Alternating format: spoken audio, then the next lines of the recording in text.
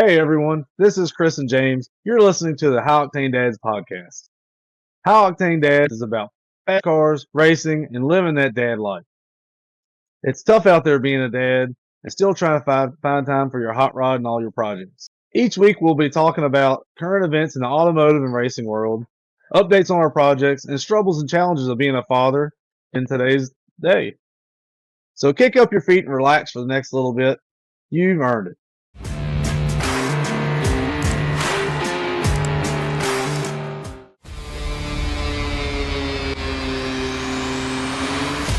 Starting this week, I mean, we've had a lot of comments on the Facebook group around Father's Day stories and things like that. So definitely enjoyed reading those and checking out, all the stories from everybody who's been listening, memories with their dads, be it automotive or otherwise. It's been pretty awesome to read. So yeah, definitely want everybody to keep those coming for sure. Absolutely. What stories have you got? Oh, me? Yeah. My own stories? Yeah. So years ago, my dad, the first four-wheel drive he ever bought, he bought I think it was like an 84 S10 Blazer. Had a 4.3 in it or whatever. And he ended up putting some like VFGs on it. And he's like, oh, let's go off-roading. And we'd go find these trails on the mountain. And he would just blast this thing down these like secondary logging roads that it shouldn't go down. And I remember like we'd go over logs and it would just be like scraping the frame. And I mean, we did that in that thing a lot. And I mean, it was a pile. I still remember it's like an old car smell. He bought it from some guy he had on a farm. It was like puke gold and black on the bottom. He later got rid of that and he bought a full size Bronco. We did the same shit with that too. And we'd go out, ride around, and we would do what I called urban four wheeling. And some of my friends that were friends with me back in those days might remember us talking about it. But we'd go out riding around and maybe find random fields we'd ride through or yards, businesses and hills and a lot of stuff, allegedly, but yeah, we had a lot of good times. I remember doing that quite a bit. And then years ago, picked up Dad one night. We got off of work and I was on second shift and a bunch of us got together. Dad had a Montero and we took it up on one of these mountain roads. I remember all of us riding through there, just scraping trees down the side of it. He's like, I don't care, scratch it up.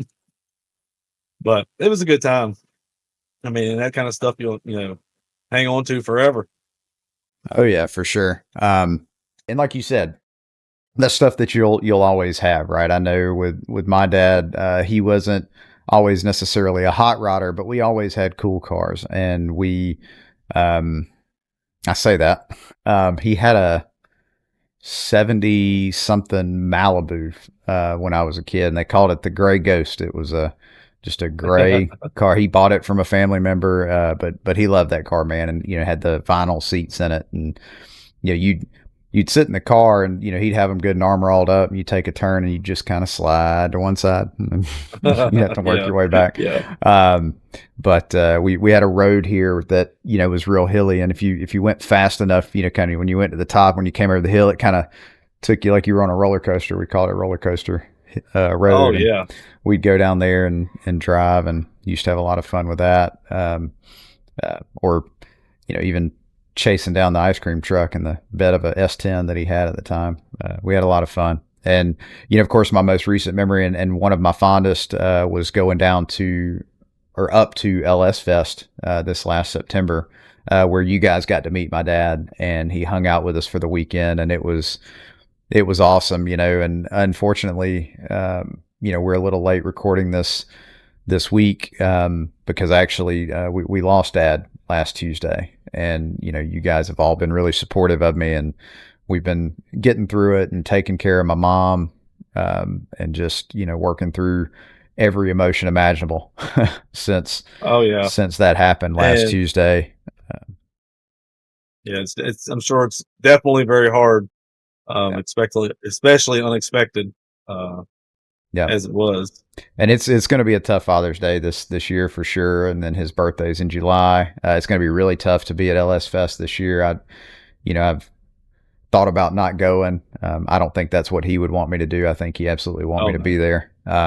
But it's going to be tough to get through. But I've got a great support system around us. And like I said, I think focusing on taking care of Mom has definitely helped me to not just kind of shut down. But it's been it's never going to get fully better, right? Like that never goes right, away, losing your dad, I don't think, but based on what I've been told. But it gets easier to continue on with right, life. So definitely, right. from my side, I'm definitely dedicating this week to him. And um, you know we definitely miss Papa.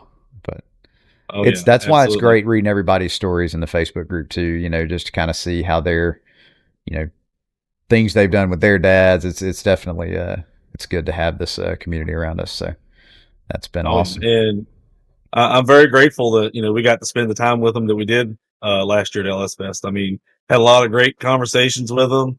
Uh, hung out, rode around, Yeah, talked about cars, all sorts of stories. A lot of probably embarrassing stories about you as a kid. no doubt, no Uh, doubt. but I mean, it was a good time. Like I said, it's a year, well, a time I'll never forget. And it's even more special now than what I originally thought about it. Yeah, But yeah, it's absolutely it's a good memories. yeah. It was. You know, we thought we'd started a tradition. Um, Yeah, but at the same time, there's always that thought of Dad wasn't sure if he wanted to go. Just as right. we got close to it, he had other stuff going on he needed to take care of, and it was like, you just do the things, and Yep, you'll have the memories, and not worry yep, so much about all the day to day life stuff you have to do, because you never know when you won't get another chance to do it. I mean, we already have the room booked, and I've already paid for his ticket to be there this year. yeah. And it's tough, but I'm very very glad that we did it. I know ever since we were there, every time I've cooked hamburgers, all he told me was they aren't like the ones that fella from up north cooked, because uh, Bill cooked some Wagyu burgers on the Blackstone while we were there, and Yeah, my dad said I've never ate a they were good. cheeseburger without a. Well, she doesn't do cheese, so I'll take it back. He said I never ate a hamburger without ketchup on it. He said, but nothing on it, and it was still good. That's how you know it was good. So, Oh yeah, yeah, oh yeah, he's talked about that a lot, and he definitely, he loved you guys, and me trying to do photography and get going in motorsports photography. I'm running all around, getting pictures of the drifting, and then running up to the starting line or the staging lanes and getting photos of you guys. And I'd come back and I'd say, I'm sorry, I know you're here with me, and you're just kind of chilling over here, and he's just sitting by the track with Steve and Bill, and he's like, I'm good. He said, I'm having a yeah, blast. So, and then I'd run off yeah. again and go take more pictures. And Oh yeah. it was definitely a great trip. And yeah, I'm glad you guys got to meet him. He was a great guy. When we had the service this past weekend, the the funeral home where we did the service at was standing room only in the lobby, and they were parked on the street all down the side. They brought up Engine One from the fire station he used to volunteer at, and I mean, he touched a lot of lives. And I think, Yeah. if nothing else, the thing I learned from my dad is that's the kind of legacy that you want to leave: is you help people if they need help, and if you do right by people, it will come back to you. And we've Oh, definitely had our absolutely. community rally around us, and my hometown's the best there is. Sorry to the rest of you, but there's no better place than where I live for sure. So Yeah. but yeah, I mean, I know that got heavy, but it's Father's Day's coming up, and I think for everybody that does have your dad, I wanted to mention it because take that time, go and spend time with them, and you know enjoy it, and Yeah. do everything you can. Take them to Yeah. LS Fest. Yeah. Come say hi. Yeah. Yeah. Yeah. I think this weekend we're gonna go take my dad with us to King's Dominion, a theme park down here. Okay. And we used to do that all the time when I was a kid. So we have season passes. But so we told my dad we can get him in. Him and his girlfriend are gonna come with us. Figured us, all four of my kids and us and my dad and his girlfriend are gonna go and hang out for the day, ride roller coasters, eat, walk around, have a good time. That'd Yeah. be very cool. Oh yeah. Absolutely.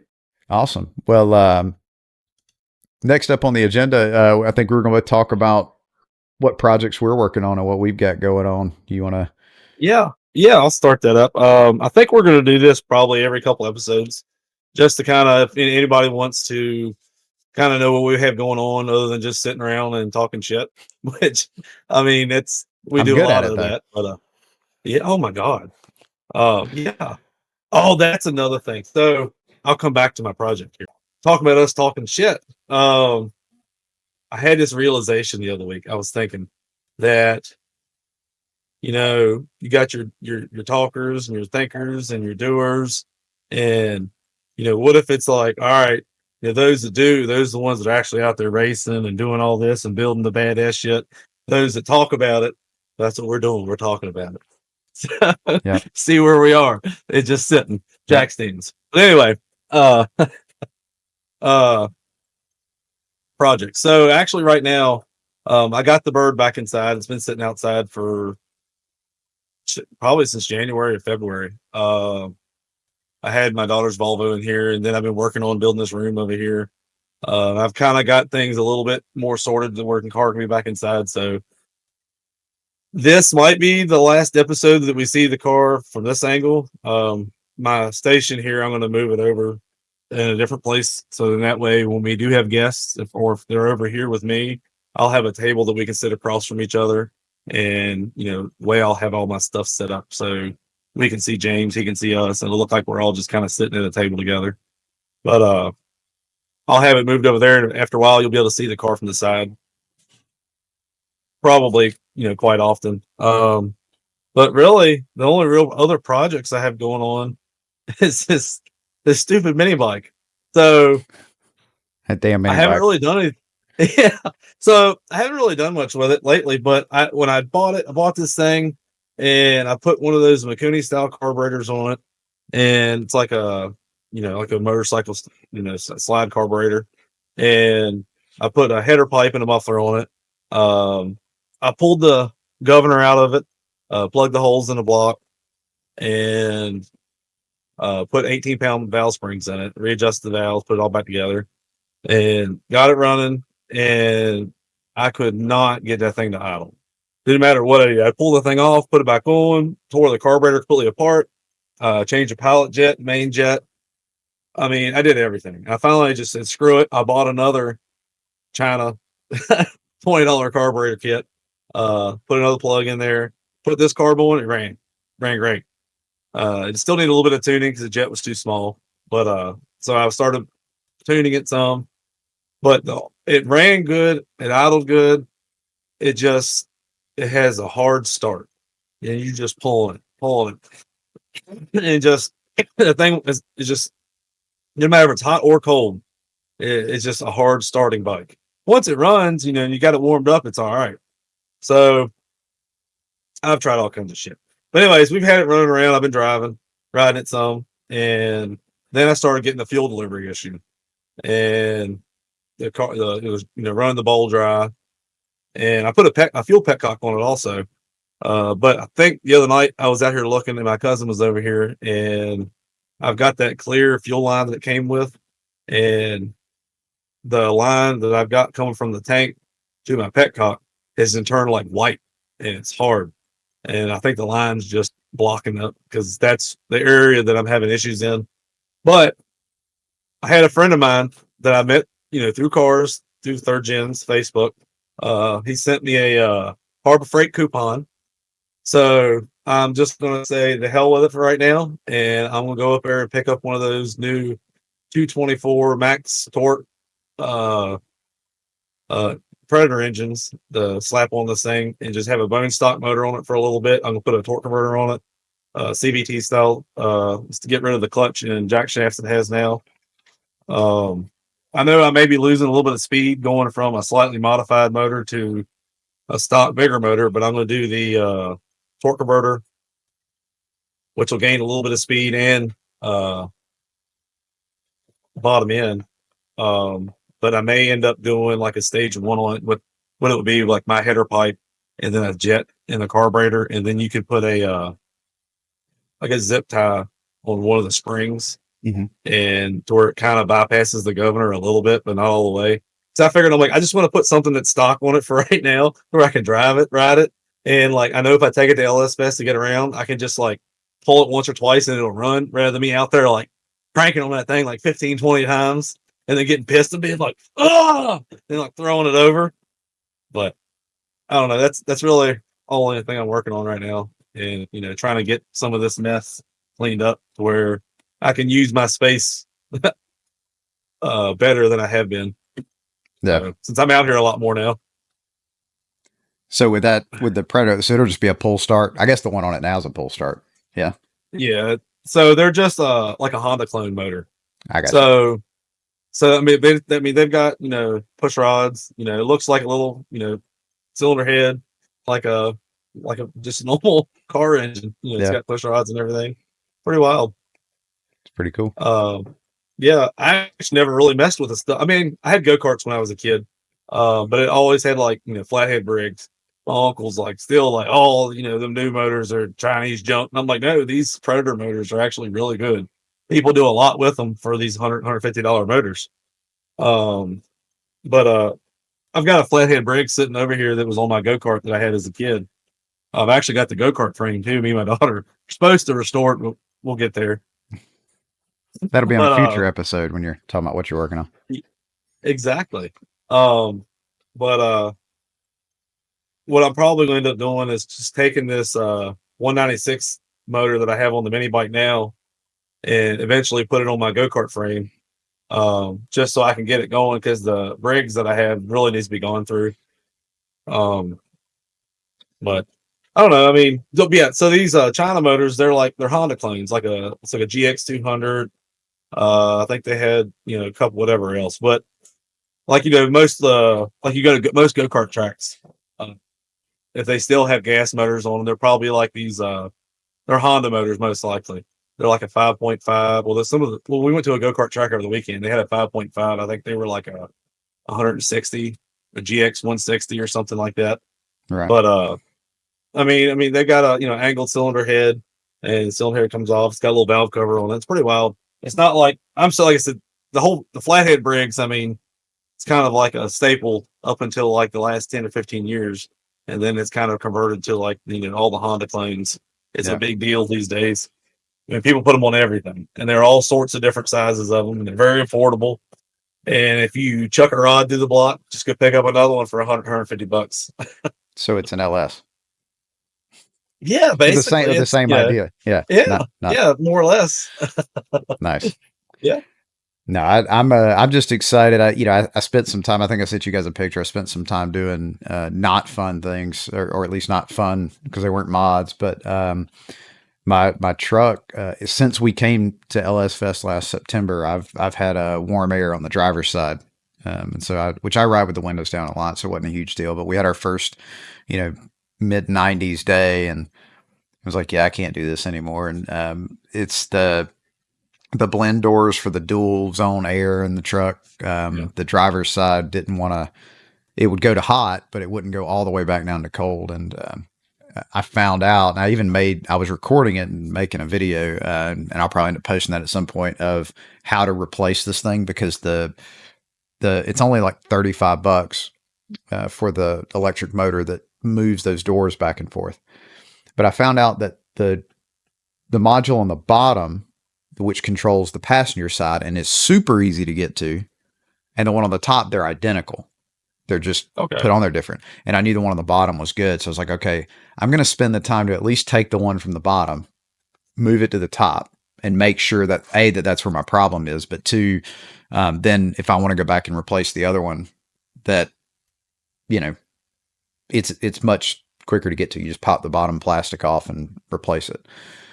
So I did that, and now I've got cool air on the driver's side, which is great. But I also have it on the passenger side. So either something was just hung, or Wow. that module's eventually going to go out, but at least it'll be the one on the bottom again. So I did that and got a new oil pump and pickup tube for the 5.3 that's going in my OBS. And I never really told anybody that my goal was to try to get the 88 pickup swapped and stable with heat and air before LS Fest, and then try to drive it from here to Kentucky, because then I'd have to kind of hold myself accountable to it. And now with everything that's going on, it's kind of, I don't know if it'll Yeah. happen.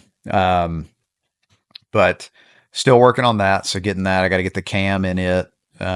Working on the DOD delete. I blocked off the oil passages. Got to put the valley cover on there from ICT. Get that done. And then at the same time, I got the new Motion Raceworks throttle body. So I put it on, but that led me to go, okay, now I've got to have some sort of catch can for, pressure and ventilation. And so can't swing the Motion one right now. Sorry, Kevin. It's coming. Right now, I got one of Yeah. the cheap eBay ones that's going to just get hooked up in a breather, over the oil cap, just so that I can get the car back on the road. And I'm probably 95% of the way there. I'm going to pull the intake one more time and just check everything, and then bolt the LS6 intake back down. And then that one should be back on the road at least. And we'll probably have to play with the tune a little bit with the bigger throttle body. But all in all, it's I'm excited to get that back on the road. So lots of little things. And then yesterday, my wife's battery in her Durango died, and I almost cussed Dodge and cursed them forever because the battery is underneath the passenger seat. But I was actually able to get it out pretty easily once you let the seat. So I let it forward, and the battery wouldn't come out, and I was pretty upset. And then I realized if you also raised it, like, so if you want to sit higher, it'll go up and forward like this as well. And there was plenty of room to pull. Yeah. And that battery's massive in that thing. Really? Yeah, it's like I forget what the size classifications are for batteries, but it's like super long.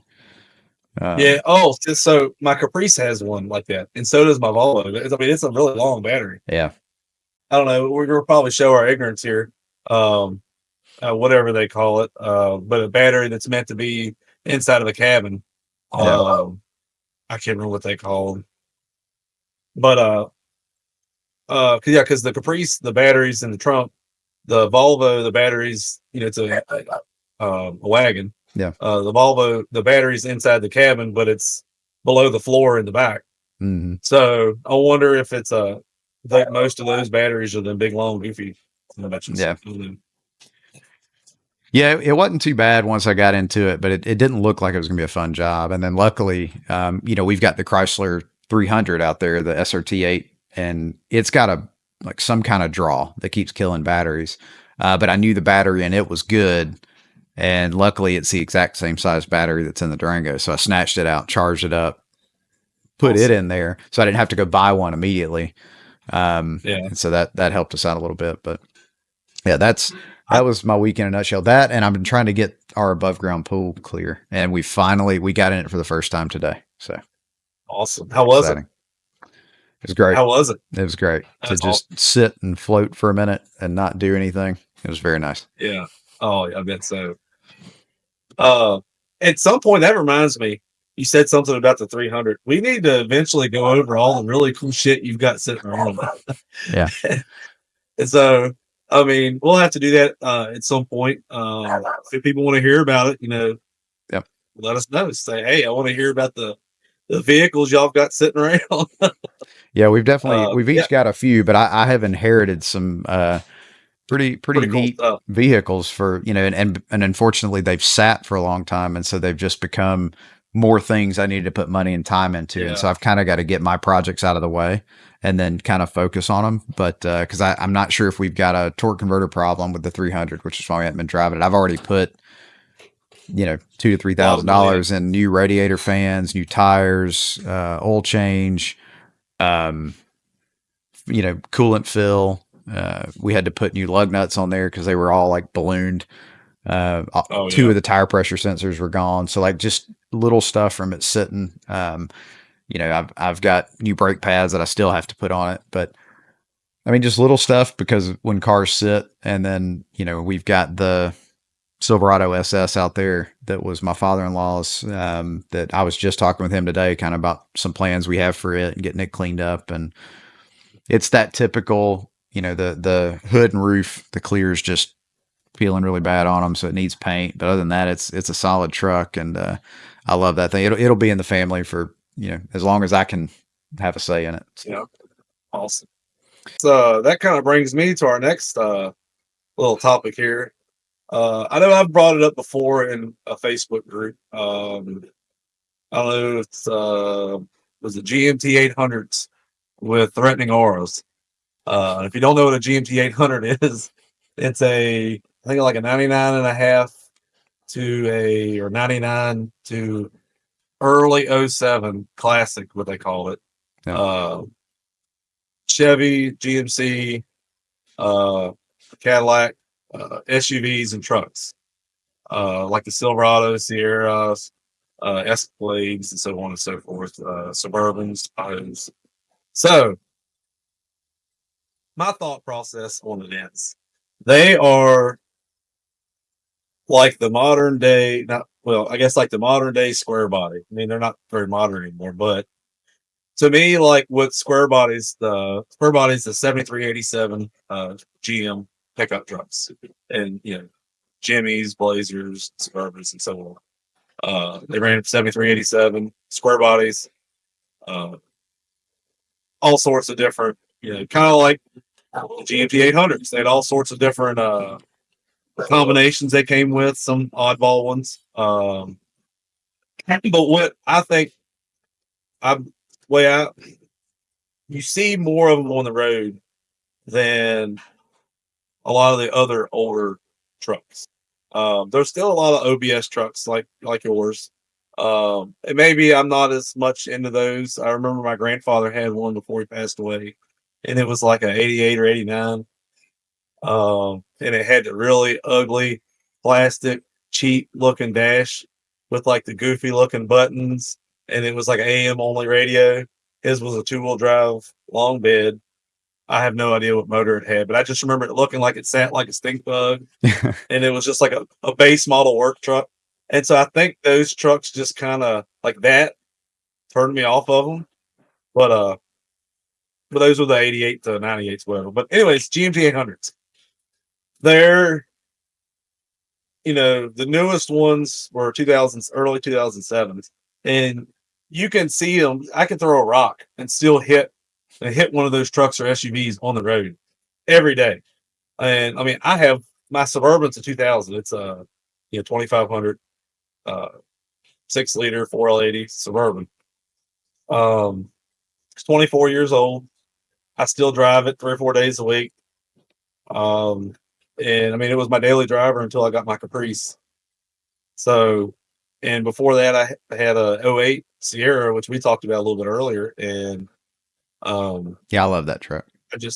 I mean, it was a 60E killer. I don't know how many transitions you went through, but that's a conversation for another day. Yeah, but no, I mean, I don't know. I think the stylings are good on them. They seem to be very easy to find parts for because they made so many of them. Sort of like the square bodies. Very versatile. Like, I mean, their crew cabs, short beds are popular. The extended cabs, the Tahoes, Suburbans. Like I said, I had a Yukon XL that was a 03 that I had long tubes, electric fans, built trans, torque converter. I mean, it was a great vehicle. I loved it. I brought home both of my girls from the hospital in that Yukon, and then it got totaled after my 10-year-old was born, and then I actually towed my Trans Am from a Mullet Militia event.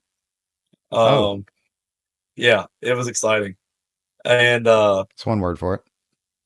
Yeah, I was a little irate when it happened, but then I bought my Suburban that I have now in 2020, and then that summer my oldest son was born, and my wife was like, "I don't want to take that Suburban to the hospital because like you sit in the seats and I slide out of them." I'm like, "I don't care." I was like, my girls came home in a GMT 800, so my boys will come home in a GMT 800.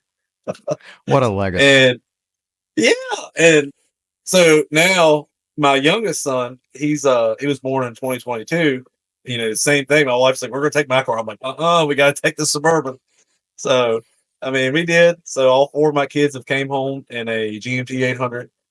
I know I've got a picture somewhere of my oldest daughter when she was like a year and a half, sitting on the hood of my Yukon in front of my in-laws' house, and like those memories you always remember. It was kind of an oddball moment, but I stuck her on the hood of there, and I think of that picture every time, all the time.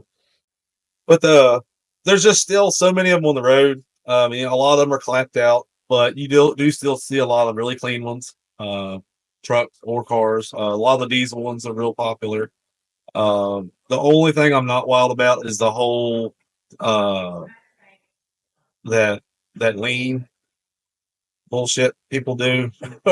I mean, Oh I got Lord. friends that are into it. Yeah. Whatever. Oh, there's a whole bunch of different things for it. But like we went to the beach a few weeks ago, and there was a bunch of them. There were still a lot of GMT 800s out there, then newer models, and there was a lot of them that were jacked up in the front.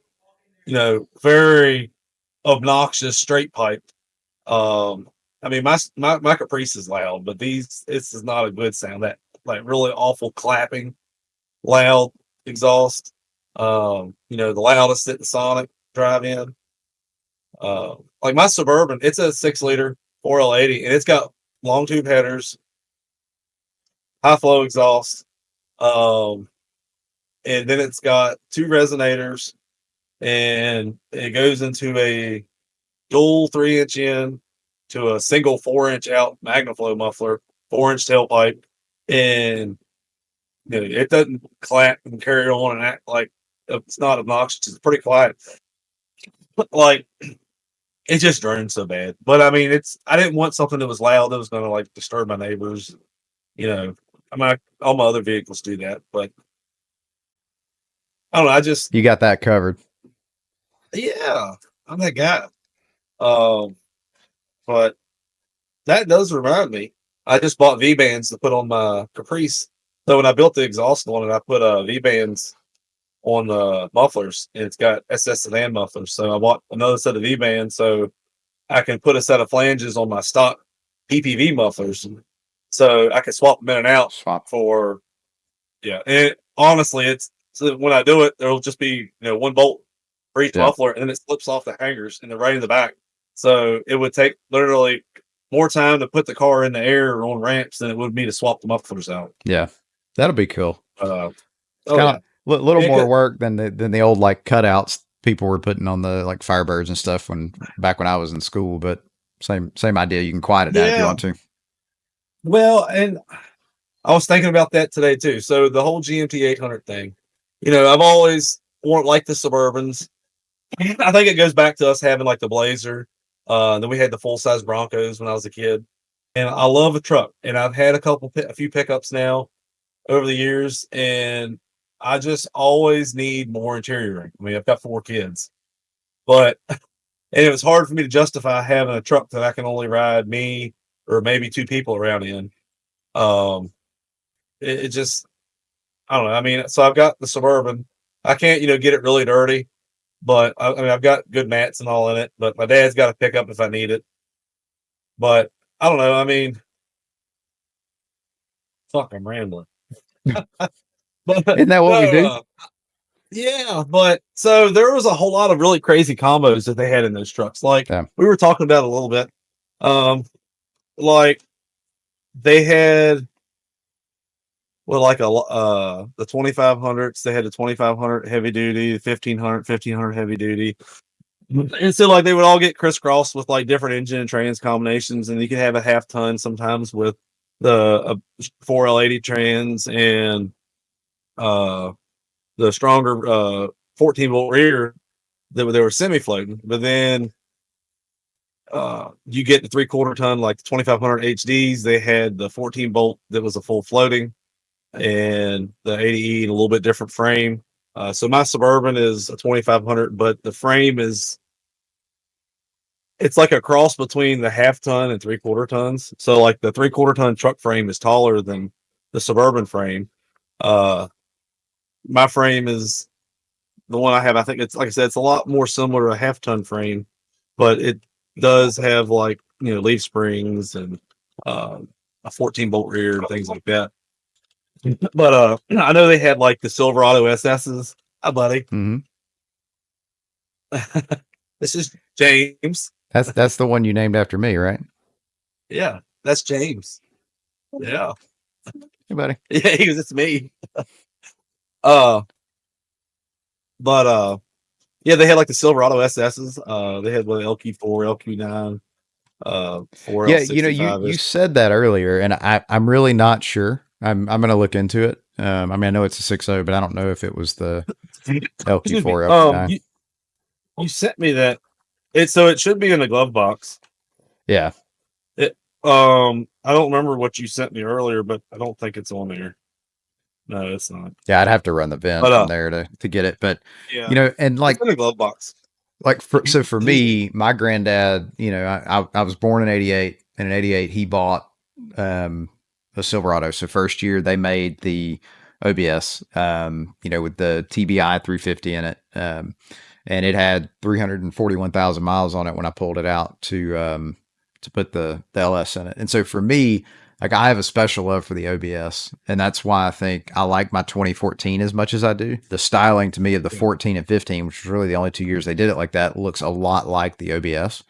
But to your Yeah. point, if you think about the number of the GMT800s that are still on the road, be it the ones with the cat eye front ends or like your Suburban, um, there's so many of them, and it was a shorter range of production years, but yet there's so many still on the road. Yeah. That I definitely think it's up there as a pretty reliable truck. And Yeah. I'll just say this, and I always say it, and we'll get a lot of hate for it. And it's probably not true, but I like saying it because it ticks off some of the Ford guys.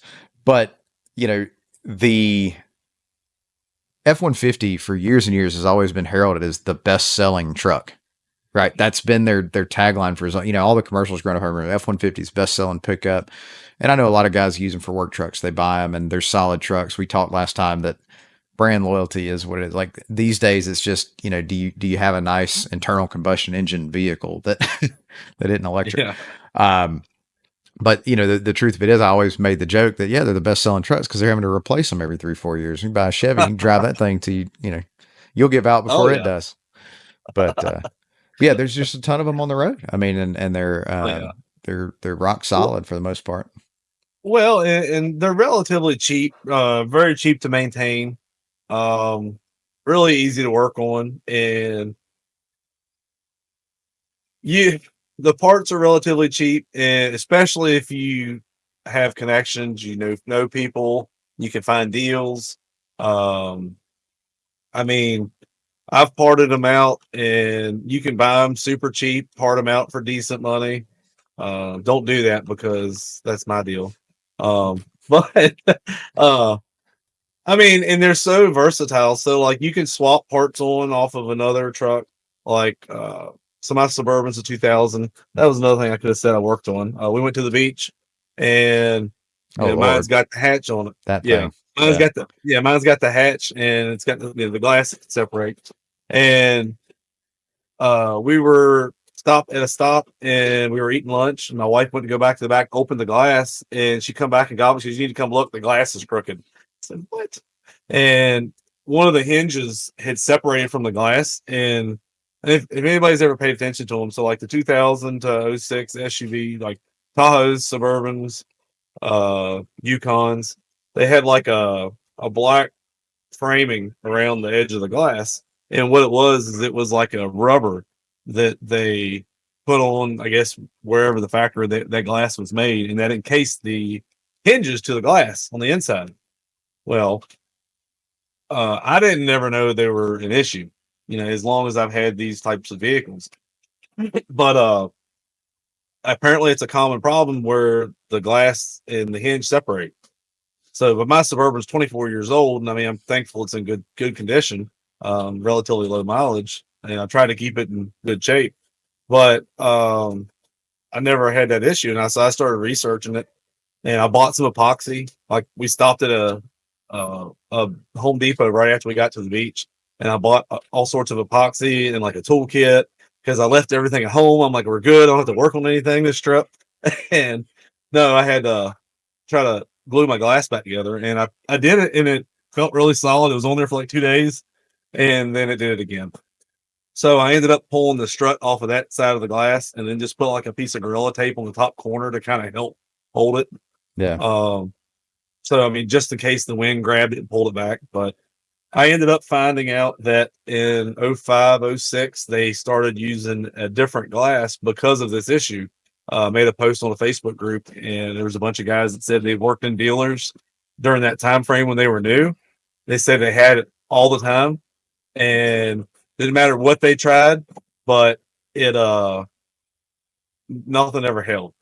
Uh, so then there was this update in '05, '06. I need to do some more research on it because it's just a little bit I heard do some searching.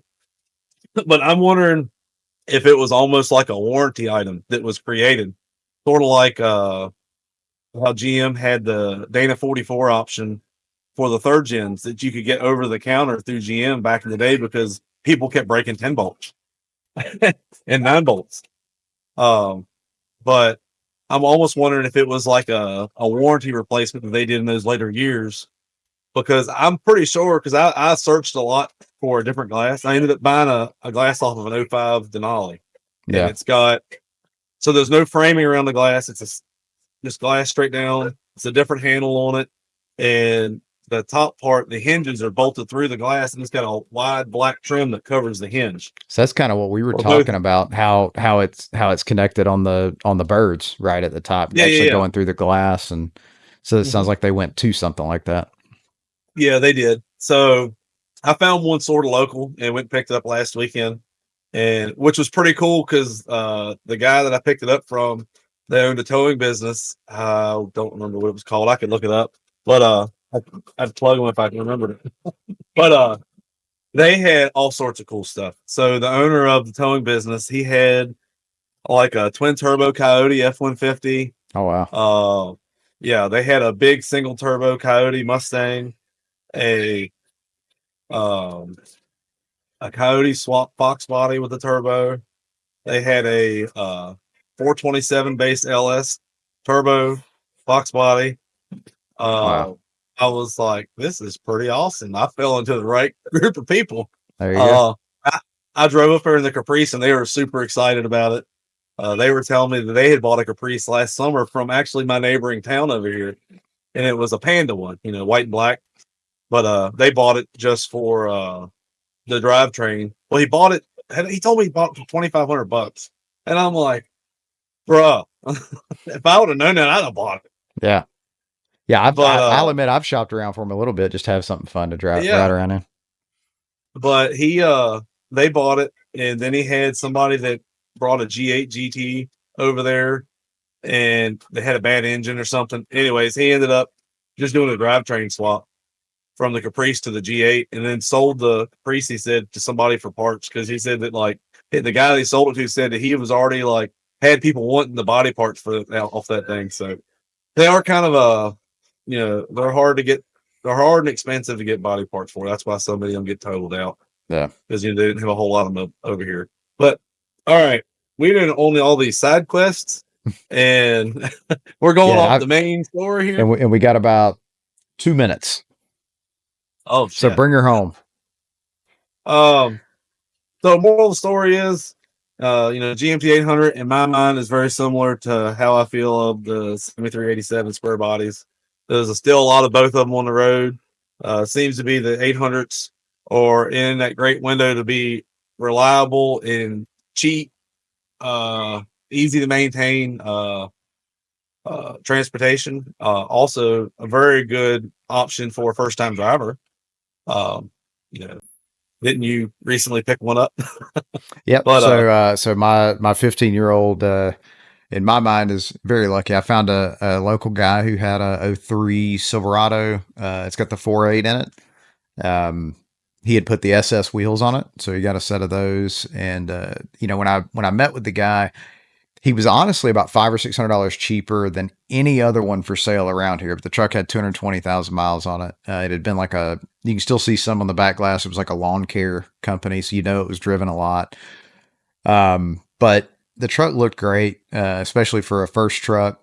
had an aftermarket stereo in it. And when I talked to the guy, he had put a new rear main on it.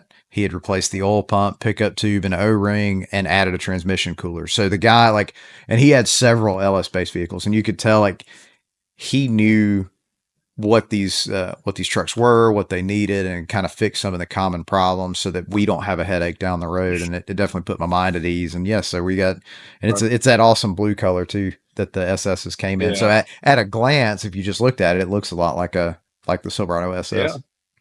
That's great. Well, Yeah. awesome. Do you want to try to end it off there, or you want to talk Yeah, a little bit more about something? I think we'll call it there for today. And that way, honestly, if anybody, has just got a burning argument against the fact that the GMT800s are some of the best trucks on the road because they're still out there and they're rock solid. Bite me. Yeah, bring it on. Post it in the Facebook group. We'll revisit it on the next episode for sure. But I've definitely Yeah. enjoyed hanging out today. It's been a welcome distraction and getting to hang out with you. I know you guys have checked on me. You, Steve, Kevin. Oh yeah, they've been out there going at it for a while. They were on a Hot Wheel. One of them was dancing in the back. You'll see it all when I edit it up. Yeah. But Yeah. yeah, I mean, every one of you guys, and that's the thing is, I'll tell everybody, don't take your relationships for granted, even those where it's people across the country that maybe you've connected to with cars and other things. You guys have been great and kind of keeping a check on me. Take all the time you can, spend it with your kids, your parents. Enjoy it and Oh, enjoy Father's absolutely. Day. Yeah, absolutely. Yeah, that should be a good time for Yep. everyone. Yep. Yeah. Well, great deal. Well, we'll end it there and then we'll pick it up Yeah. next week. Yep. See you guys later. Yep. See you later, folks.